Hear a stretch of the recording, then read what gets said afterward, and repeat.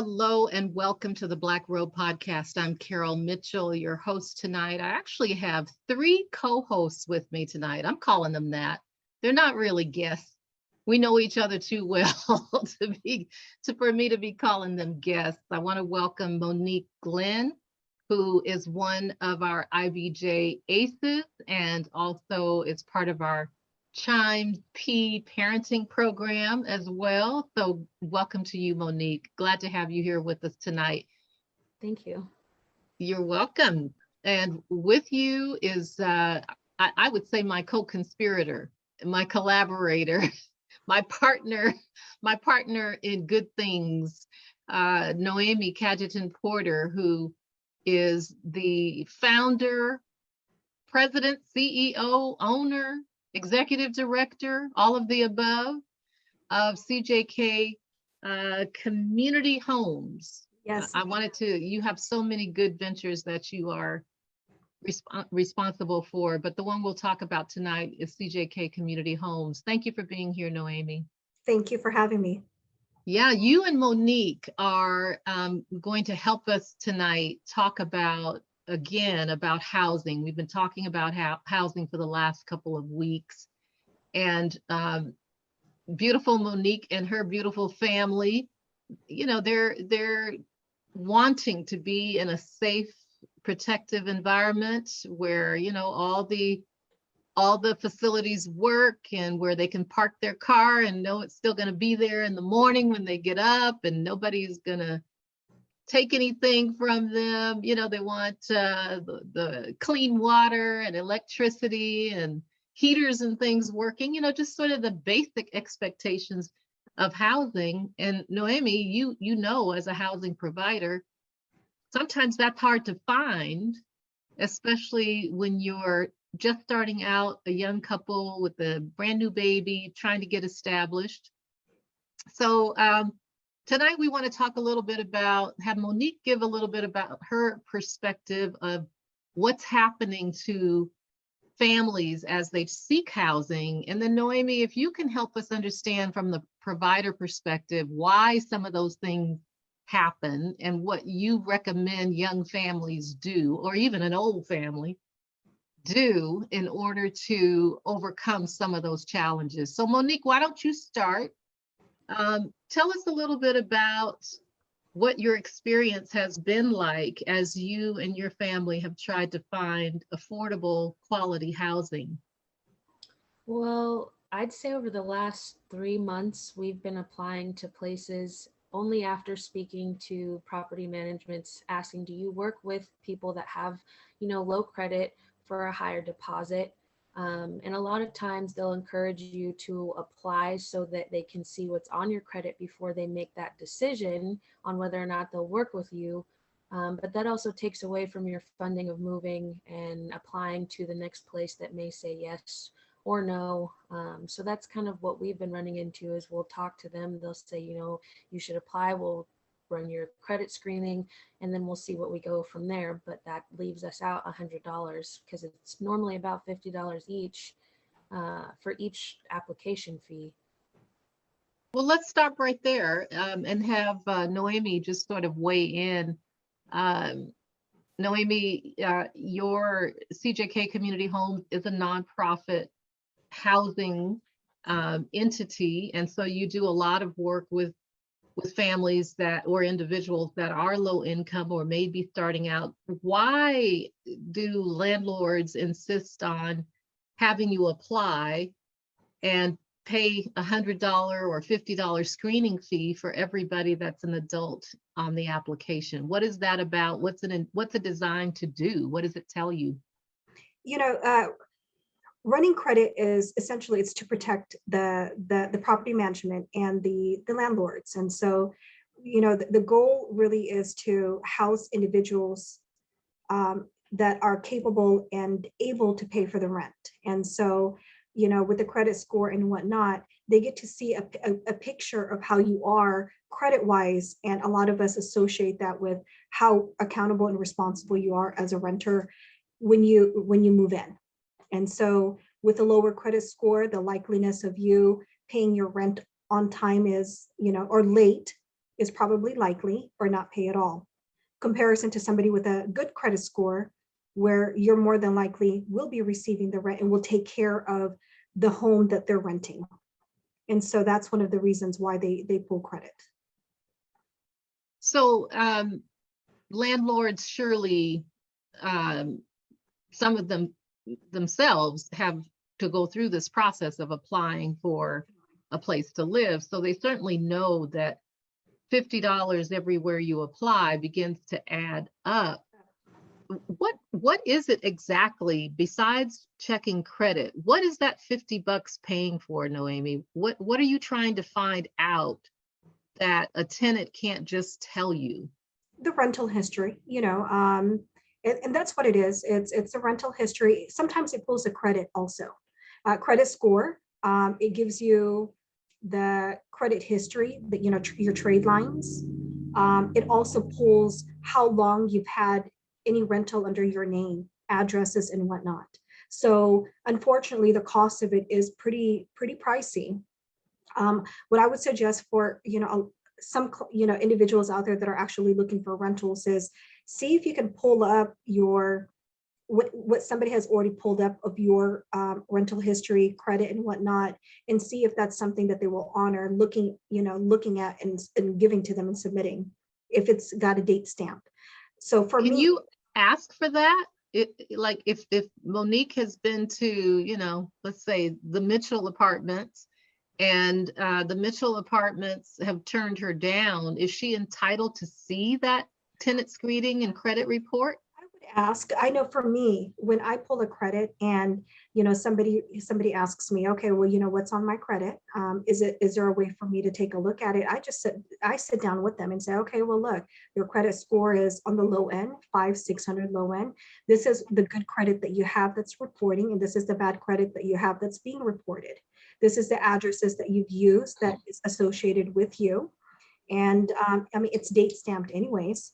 And for me, if they ask for it, I provide it.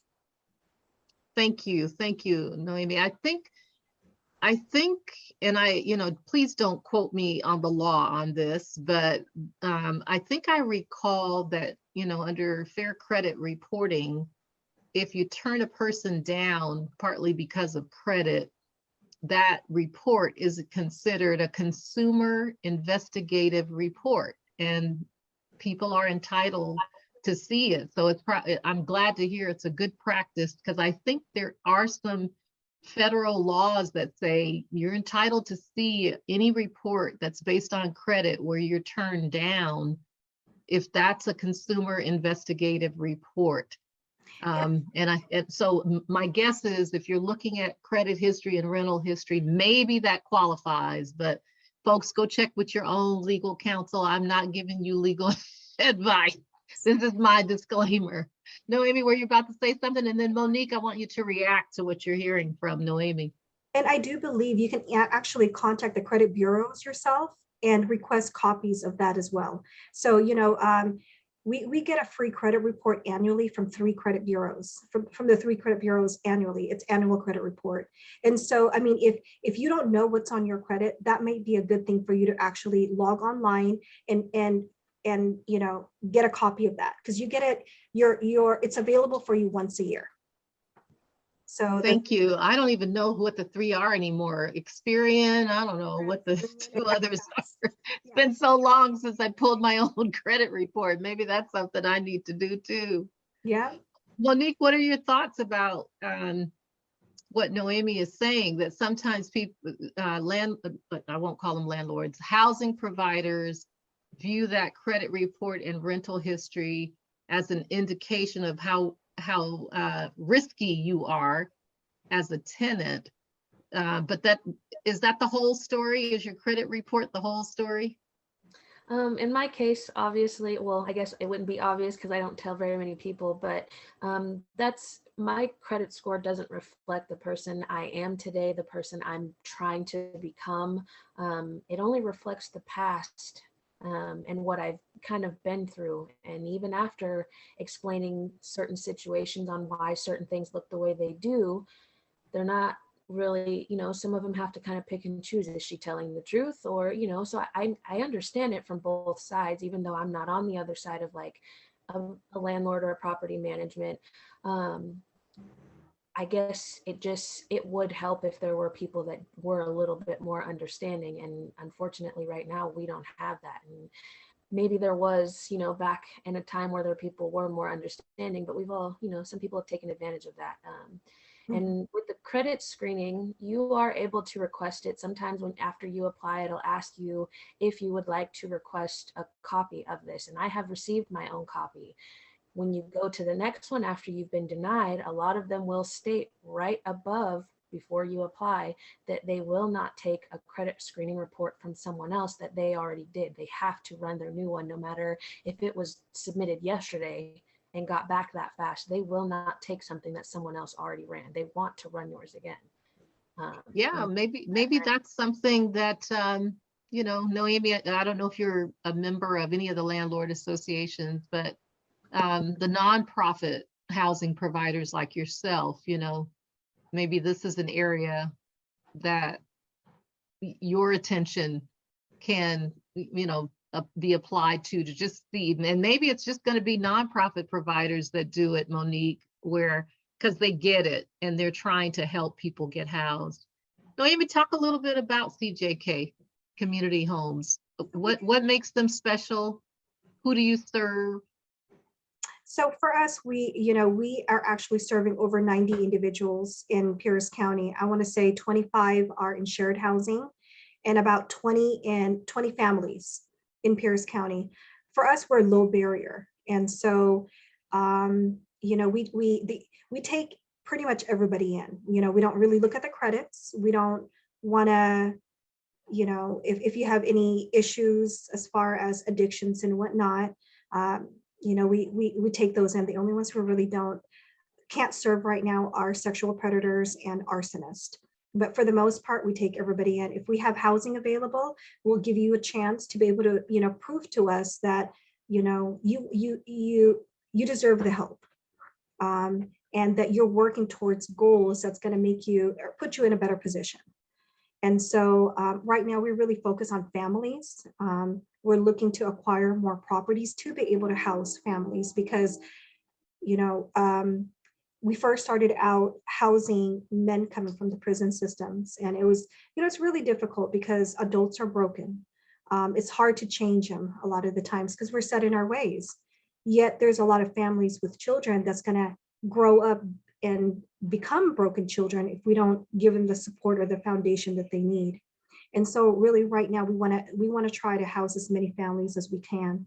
Unfortunately, with the housing being so expensive out here in Pierce County, it's really tough. And so we're looking at master leasing a lot of properties. So I do a lot of networking with property owners to master lease us their homes for us to be able to put our clients in there, because there's so many people with a bad credit who's made mistakes and who's, like you, trying to fix it to be able to qualify for, your own housing.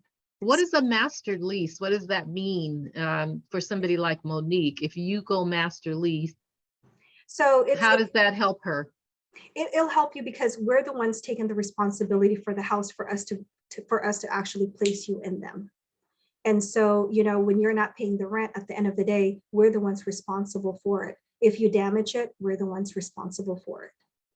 And so we're taking on a lot of the barriers for the families. So we're the, like the middle person almost. Well, how do you protect yourself? I mean, how can you afford to do that with everybody? Well, that's where, support from the community comes in. A lot of the times are the people from the boards, myself take on a lot of the financial burden.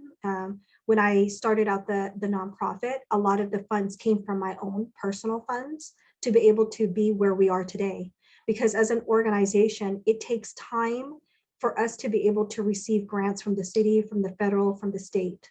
And so now we're almost, 2.5, 3 years into it. but we were, relying on our own funds as well as restricted funds to be able to house our clients. So when our clients aren't paying for rent, at the end of the day, the mortgages still need to get paid. Mm-hmm. And so we're pulling the money from ourselves as well as, the grants that we receive outside of our own pockets. You just got another grant, right? The Kaiser Foundation? Yeah, Or Kaiser tell for us the about it. rental reporting. Correct. So Say it again. for the rental reporting, so we have a 2-year grant with Kaiser to be able to do rental reporting for our clients to report on their credit. So if they're paying rent, then it's going to show on their credit report, which will boost their credit score and their credit history. So That's new. So rental history was not historically reported on the credit report. no, but not, a lot of people don't do it. So Interesting. yeah. So I mean, only homeowners actually get their mortgages reported to the credit bureaus. A lot of the renters do not have their rental history reported to the credit bureaus. Yeah, so your housing provider is getting their credit score boosted, but but yours is not getting boosted That's by renting. correct. Yeah. Monique, what are your thoughts about, especially young people who sometimes have to room share or apartment share? Is there anything you'd like to change about the way housing providers deal with leases when one of the parties exits out and leaves the other 2 or 3 to carry the load? What are your thoughts about that practice? I wish that I could come up with an easy solution for how that could work, because it did happen to me and my partner. He moved in with his childhood best friend, and then shortly after, they agreed that it was okay that I got added to the lease. And then I'd say about 1 or 2 days before rent was due, at about 2:30 in the morning, I'm hearing ruckus, banging, and I come out, I open the door, and they've got the dresser in the hallway, the front door wide open. And I'm like, what is going on? He moved out right before rent was due and didn't pay rent 9 months beforehand. So we were left with his burden plus the rest of the lease. We had just signed another year-long lease, and we were only 2 months into that second year-long lease, and he left 2 months into it. So we were left with what he didn't pay in the middle of the pandemic, plus what he wasn't going to pay. And to be honest, I'm thankful that there was rental assistance at the time to help us and say, hey, we understand what you're going through. Obviously, you're not going to be able to take care of someone else's portion. Let us help you. But if the pandemic never happened, we would be in a very bad situation. And I wish that I could come up with a solution. But the only thing I can think of is separate, like, you guys have to have separate portals to pay your rent for that one unit or something. Yeah. And whatever doesn't get paid on their end gets thrown on them rather than the people that stayed in the unit. What are your thoughts, Noemi, about, when you've got people in shared housing arrangements and all of them are on the lease, all of them have made a commitment, but then one of them moves out at 2:30 in the morning and leaves the rest of the roommates stuck with the bill? What are your thoughts about that? Unfortunately, when you rent from a private, that's, you are responsible for it. All you guys would be responsible for it at the end of the day, because you guys all signed the lease together. But since, I understand when you're the one that chooses to stay, then you have the burden of having to pay the rent all in full if you want to continue to have that good credit. For us, we do shared housing on our end, but we do it by room. So if there's 4 bedrooms in the house, it's room 1, 2, 3, and 4. And then what we do is, if somebody doesn't pay for, their portion of the rent, we do group text messages. And so if Monique is in room 1 and Monique didn't pay, I say, look, Carol and Tia, Monique did not pay her portion of the rent. And so embarrassing. Yeah. Well, you learn accountability. That's how you learn accountability. And so peer pressure. it is, it is, because then it jeopardizes the housing for the rest of the house. And so how would it feel if it was the other way around? Of course, you'd want to know. And so that's how we deal with ours on shared housing for our end. And then we do how does that work when you have a family? What's going on? What do we need to do to get you caught up? Do you need job referrals, or, what's going on? What personal issues do you have going on? So that way we're aware of what to expect, or what our next, our next step is. How does that work? And I apologize, I spoke over you, Noemi, so I apologize for that. But how does it work if you, like Monique has a beautiful little family, right, with a little baby and her beautiful partner? How does a shared housing arrangement work when you have a family as opposed to being a single adult male, let's say? So we don't really do shared family spaces, just because, when there's kids are involved. So for us, we don't do shared family spaces. We only do individuals. If they have a partner, they can come and visit. They just can't move in. Mhm. We definitely put families in their own housing for their own safety.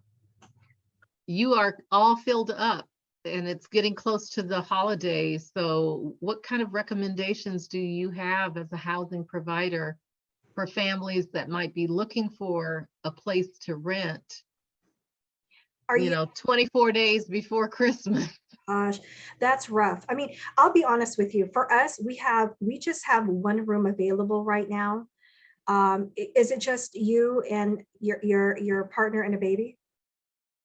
We also have 2 ESA dogs, What's an ESA dog? emotional support animal. Oh, okay. So under ADA, Yeah, there has to be an accommodation for the doggies. exactly. Mm-hmm. We're probably gonna have a hard time with that as well, huh? Because I You have the have letter. two?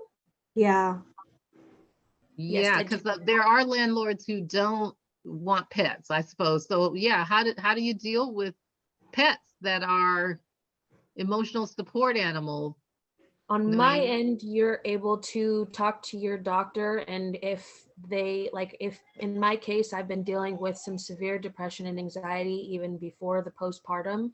And so this is something that I've had in place even before I was pregnant with my son. They at one point were the reason I was getting out of bed. If they didn't whine at my door to go to the bathroom, I wasn't getting out of bed. So it was something that was helping, like pushing me, motivating me to make sure I'm getting up, brushing my teeth, brushing my hair, taking care Mm-hmm. of something is helping me take care of myself. So my letter states that this is something that my doctor thinks is necessary in order for me to make myself get out of the bed every morning. And so Yeah, I think the fair housing laws do tech. offer some protection around that. But I guess I would say that it is one more thing you have to be concerned about. And especially if you're in some sort of a shared arrangement where somebody over here might have a allergy to pets, then and you have a right to have your support animal. So balancing some of those things out can be tricky for landlords or for housing providers. I guess we're not supposed, how come we can't say landlords anymore, Noemi? I don't know, because it comes out of my mouth still. So Oh, yeah. well, I want to talk for a real quick minute. We're going to have Adria Buchanan at some point come on to talk about some of these fair housing type things. We had hoped she could make it tonight, but we'll get her on. Maybe that'll be our next segment where we can kind of go through some of these kinds of things. But I want to talk for a minute about credit and home ownership, because I know part of your array of talents and skills also includes being a lender and a housing developer. Yeah. And your clients, your tenants, the whole point is for you to get them to a point where they don't need to rent, where they Correct. can move out of your housing and into something that they own. And I understand you're having some success with that. We Talk about that for a minute. So really our goal, like you said, is to plant the seed for our clients to be able to be homeowners, and or get out of our housing for another individual or family to have the opportunity to be in housing. And so we've had 3 clients this year, 3 male clients that lived in our housing 2 to 3 years. They now have their own apartment, and are saving to become homeowners. So we're in contact all the time. How much are you saving? Where are you at? Where's your credit at? Because really the goal is self-sufficiency, whether it be in your own place and or a permanent home of home ownership. And so it's just educating our clients about financial literacy, what it takes to be a homeowner, letting them know that you need 2 years of taxes, 2 years of W-2, 2 months of bank statements, and 1 month of pay stub. Really, it's that easy. Protect your credit, have at least a 620 credit score, and that gives you a chance to be a homeowner with these other documentations in place. We want to let our clients know that housing is more important. A lot of the times, we understand we want a nice vehicle to drive in every day, but that should not be a priority, because then you're debt over housing. Exactly. Because you're not living in your car. You might be driving it and it might be flashy and it might be great. However, flashy cars come with higher monthly payments that lower your chances of being qualified for a higher dollar amount because your debt to income is then higher because of your high car payment. And so budgeting and really understand the difference between wants and needs and putting a goal together to, have that homeowner, be that homeowner. People talk to me all the time, not in my hood, Noemi. I'm like, you don't own your hood, you rent your hood. So your voice isn't as impactful as people that pay taxes on housing. 80 to 90% of the taxes that our city collects are from businesses. The rest is, homeowners. And so, if you rent, you're not paying taxes, you're paying for somebody else's taxes. Yeah, and we talked a little bit about this the other night. I mentioned that back when I was 19, it was possible for Monique, a 20 something to buy a house, because they were only $48,000, right? Brand new house, 2,500 square foot house out here in East Pierce County. You could get it for 48 grand back in the day, but not now. Yeah. You might get one for 548 grand. And so it's a different world for them, for sure, than it was in terms of the economics. Can you talk for just a moment about interest rates and how that affects a person's ability to qualify for certain loans or certain credit, or how credit history affects interest rate? Can you just spend a few minutes on that? I know you're going to come and do a whole presentation about credit and financing and credit history and all of that for some of our parents, but just give us the highlights tonight. So right now the interest rates are probably conventional is 6.5 and above. So our goal really, for me, I would love our clients to go conventional. So there are conventional financing, FHA financing, VA if you're a veteran, and US, for outside the city limits. Everybody wants to hype up the, FHA down payment assistance, not realizing that comes with a higher interest rate and mortgage insurance. So really, if you want to be a homeowner, start planning now. Protect your credit. You want to make sure your credit score is above a 680 so you can go conventional, because conventional does not have mortgage insurance. People want to put 20% down if you can. That's not realistic for a lot of people because it removes the property mortgage insurance, the PMI. So right now in our, how it is now, the interest rates are pretty high, 6.5 to 7%. And so your buying power lowers because the interest rate is so high. So perfect example, I have a young lady right now. She makes $42,000 a year, okay? Zero debt, and can only qualify for $275,000 of a house. And that's with 3% down going conventional, and then having some money for closing costs. So with the higher interest rates, it lowers your buying power. So that's why it's important to, start putting money away. So that way you can have a higher down payment. And if the market shifts, you'll probably end up paying for your own closing cost. So yeah, there's a lot to know about home ownership, but I can tell you it's the best investment. You know, if I looked at my quote portfolio of investment, my house has always been giving me the best return Yep. on investment. I mean, especially if you bought in East Pierce County 10 years ago, you're like, wow, I wish I'd have bought two houses instead of one. I probably couldn't afford it to, but it has really, partly because of what you said earlier, that people who live in King and Snow, maybe Thurston even, are now buying houses in Pierce because of affordability. Yeah.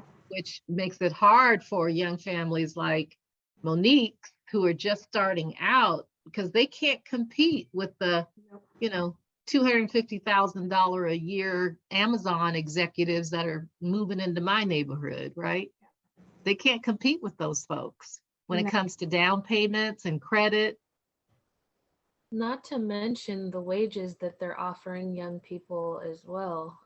Just a baseline, it's in between like 15 and I'd say about $17. And if you kind of really do the math, you'd need to make about $25+ to live comfortably in the state of Washington, especially depending on which area you live. You live in the big like Seattle, Tacoma city parts, I mean, $15 isn't really anything. And in order for you to not have any background in a certain type of work and still make upwards of $20 to $25+ an hour, you have to go straight to hard labor, which is warehouse work.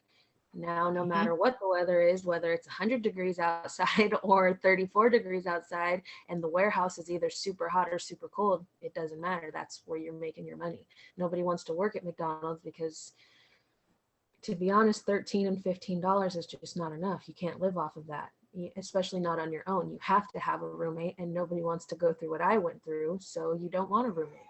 It's really hard when you're young. It's definitely a catch-22. You know, my first job was $1.75 an hour. So I'm I'm having a hard time finding 16 low, but it is, you know, it is. And yet there's this point at which if a business owner can't get the labor under a certain amount, then they can't stay in business, right? So it's one of those things where there's a tipping point. At some point, the wages have to be high enough for people to take the jobs, but not so high that an employer like CJK or IBJ can't afford to hire, because by the time you pay the wage, pay the employment taxes, pay the business taxes, you can't, you know, you can only hire one person instead of 5. So all of that is part of how our capitalistic economy works, you know, and that's why we want to encourage people to be really thoughtful about education or picking up a trade. We talked about that today at the beautiful Next Chapter luncheon, which was great. The iron workers are trying to recruit more women into some of these non-traditional occupations, because there is big money to be made without having significant, you know, educational debt to go along with it in the trades. So I think, Monique, to your point, folks don't really want to work for $15 an hour standing on their feet flipping burgers anymore. Even though at 15, I thought that was a cool job. But, you know, nobody wants to do that now. And you don't have to with some of the trades. You can come out of a, you know, few months program and maybe get into an apprenticeship and make 35 an hour out of the gate. That would be enough to live on, right? That 62,000 is what Clover Park Technical College, we were talking about. What is that amount of money you really need to make in order to make it in Pierce County? And I think it's like 62,000. Well, that's about $30 an hour. Yep. that's where you really need to be to live comfortably and be able to afford, just the basic things that people want and need. Yeah, I believe in the trades, and I'm a licensed and bonded GC, and when COVID hit, I had 10 employees as a contractor, and nobody wanted to work because they were getting extra, money. Now I just sub everything out. But for a lot of individuals, the trade is great because you can, like she said, the apprenticeship. Um, I think, for the plumbers union, they start them off at like $28 an hour as an apprentice. Mm-hmm.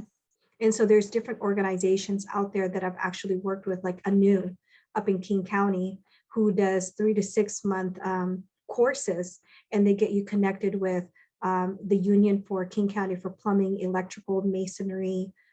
Just look, we need to definitely educate our youth and our individuals out there, even adults, that you don't need an education, a 4-year education, but do look at a trade, because a 4-year education isn't for everybody.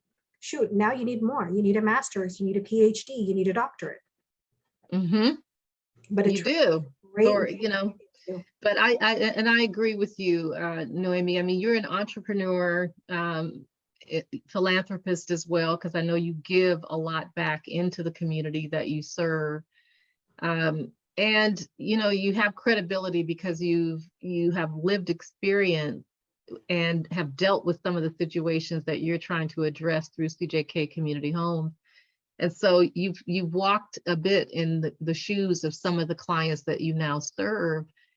So we really appreciate you. We have to close this podcast tonight. I want to give you and Monique an opportunity for some final thoughts and some last words here before we do. But I just want to say thank you to you for the way you're using your life, and you too, Monique. You are at your brilliance. We can all tell from just listening to you talk how smart you are, how brilliant you are, and how soulful you are. So we know that this is just a point in time, and that you've got a lot further to go, and you're going to be running things at some point, and maybe doing what Noemi's doing, where you will get a chance to serve other young people who have had similar experiences as the one that you're having right now. So some of those experiences they happen to us in order to give us credibility for the work that's calling us in the future. Otherwise, you don't have any street cred because you ain't been through nothing, Right. what I mean? Final thoughts, Monique, from you, or any comments that you want to make about the housing search, any recommendations? And then the same from you, Noemi. I do want to say thank you for those kind words. I do appreciate that. I would recommend for people who are looking right now, if you're looking on Zillow or Trulia or whatever those places are, look at how long the listing has been on the market and how many people have contacted them. It's listed right under there. If it's been on there for 60 days and 2 people have contacted and or applied for it, don't waste your time, because at that point you can just pretty much tell that they're just collecting fees, or that you're going to have your time wasted. That's just what I would recommend for most people. Look at that, to be honest. Save yourself the stress and the money. Thank you, Monique. And hi, Kair. We hear him co-signing in the background. We hear you, bruh. She's coming. Yes. Noemi, any final comments or recommendations? I want to tell everybody, credit is super important. Protect it.